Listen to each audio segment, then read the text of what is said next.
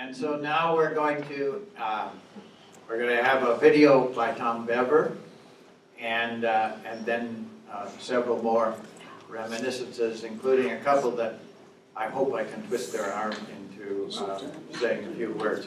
So let's run the video.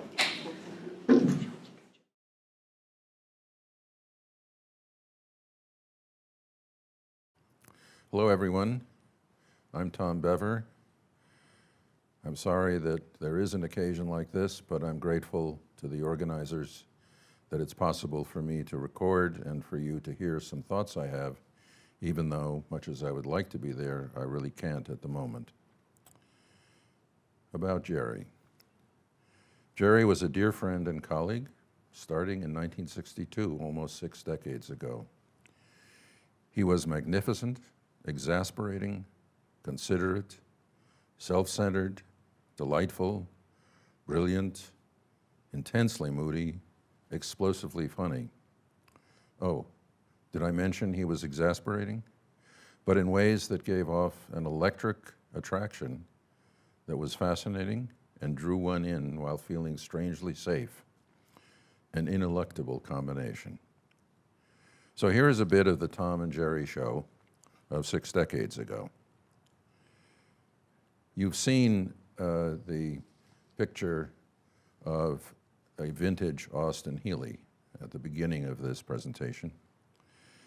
This played a big role in my first experience of Jerry. He, in general, played an important role in my interest in cognitive science, beyond linguistics and language learning.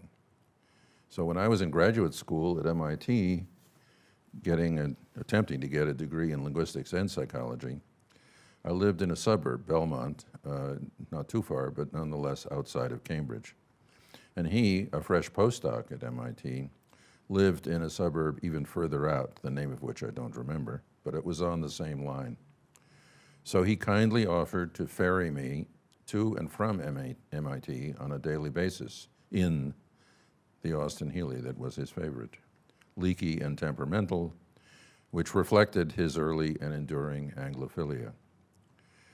On our way in and out, we passed the time often cleaning the windshield from snow, because the windshield wipers were not really up to Boston and Cambridge weather.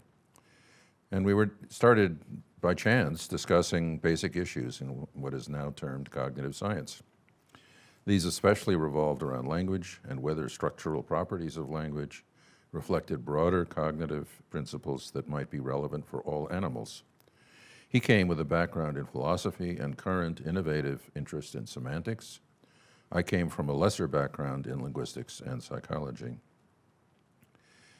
This interaction eventually resulted in a major introductory book on psychology of language, crucially with the addition of Merrill Garrett, and also these conversations resulted in several research findings, some of them cited a lot today.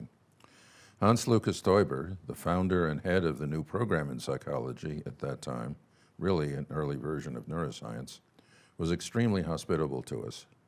Jerry, a postdoc in philosophy, me, a second-year graduate student ostensibly in linguistics. Luke gave us a giant room as a lab, a small research budget, and a state-of-the-art tape recorder, all of which sponsored some early experiments in psycholinguistics. But to give a flavor of the mixture of our friendship and collaboration, let me recount an episode that epitomizes our enterprise and also frequent glorious failures. There was a well-known animal psychologist, Tony Deutsch, who was giving a bunch of lectures at MIT, and he had a kind of mediation theory of how animals learn, that they abstract concepts from more concrete concepts that they are initially taught or initially discovered.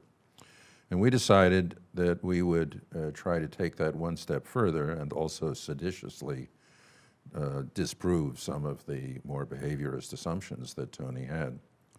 So we thought through an idea, which is that if you train a rat to respond with a bar when a dim light becomes brighter, and you just overtrain that and overtrain it, sooner or later you can actually make the light dimmer suddenly, and the rat will also respond on the theory that what the rat has abstracted is an abstract concept, namely light changes. So we borrowed a Skinner box and a slightly used rat from our colleague, Charlie Gross, and set out to train the rat first to hit the bar when the light came on. After a week or so, it really wasn't working. The rat wasn't learning anything, so far as we could tell. We consulted with Charlie, who suggested that the bar might be too hard to push. So we changed it and made it easier. The rat's performance got even worse. So we made the bar press harder, and the rat's performance picked up quite a lot.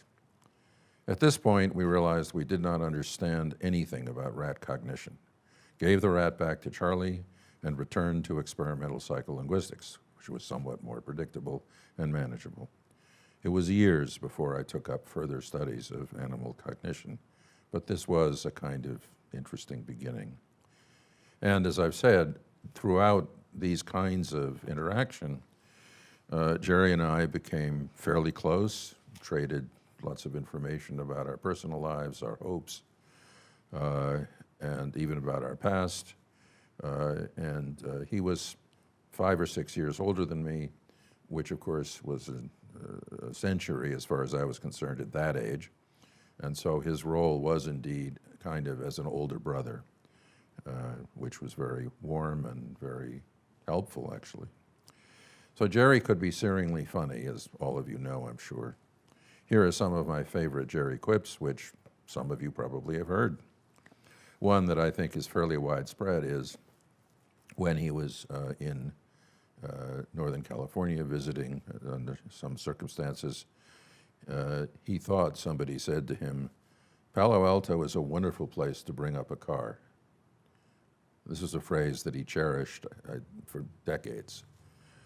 But another one is more specific to the traditional conservatism of psychologists of the day, clinging to behaviorist traditions, rejecting more cognitive and conceptual and computational models of the mind and behavior.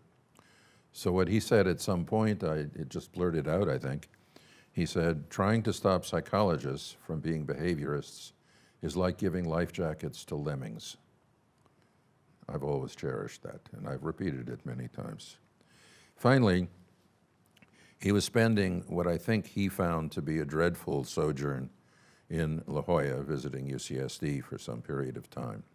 He was dreadfully bored and missing big city and other things.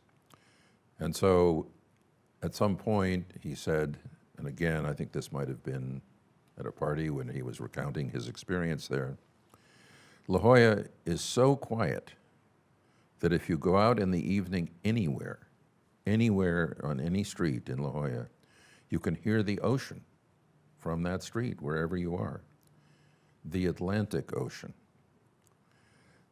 This is just some of the many quips that poured out of Jerry spontaneously with no prediction, at least that I had. The final favorite was when we were young Turks, very arrogant, mutually convinced that we had the truth and the way, attending a conference, I think in the mid-1960s, which was indeed staged to present the more traditional scholars of the study of language, which was mostly learning lists of words, against the new cognitive, linguistically oriented Chomskyan movement, young people who were really instrumental in that movement, in spreading it. And what I recall is there was one more traditional psychologist on the panel who studied EEGs while people were learning lists of words. And he thought that this was an insightful way to study the relationship between brain and language behavior. And from our standpoint, of course, he was entirely missing the point and saying a lot of nonsense. Did I mention that we were quite arrogant at that time? And so I wrote a note to Jerry on a little pad of paper we were given. And because the important thing about this guy was that he looked almost exactly like Noam Chomsky. And it was really uncanny to have somebody who looked so much like Noam saying such things. So I wrote a note to Jerry. Did I mention we were arrogant? I think I probably did. And I said, how can somebody look so much like Noam and say such stupid things? Jerry frowned, looked down at the paper, thought for a moment, then scribbled something back, passed it to me, and said, he used up all his brains just to look like Noam. Did I mention we were arrogant? So over many years, Jerry and I had sporadic conversations. Aside from being vastly fascinated and amused, I never failed to learn something lasting from each encounter, both on professional and personal matters. Personal matters included such demanding topics as marriage, divorce, and as Jerry put it, messing about in boats, quoting, I believe, Ratty from Wind in the Willows. In every case, sound advice came from within him, not that I always took it. So Jerry stands out in my life as an extreme human, pushing the envelope and delighting his friends. It was really great to know him, to be helped by him, to argue with him, to be warmed by his intense presence. I send you all good wishes, his family, his children, Janet, Iris, others. We all were so enriched by knowing him.